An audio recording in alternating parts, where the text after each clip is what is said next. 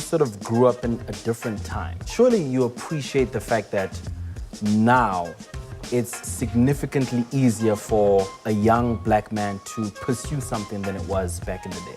No, for sure, for sure. I think times are different to our elders before us.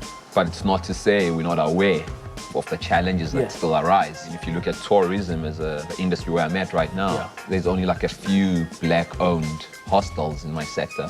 So it's about how do we bring in more people and realize that there's opportunity there. This is actually what I was getting to, is that how did you identify the opportunity?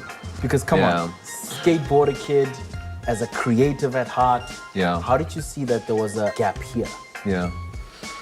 I mean, it was an organic process, you know. It begins with word, storytelling, you know. You're growing up, your parents are narrating history, are narrating their own stories. I moved from there to photography.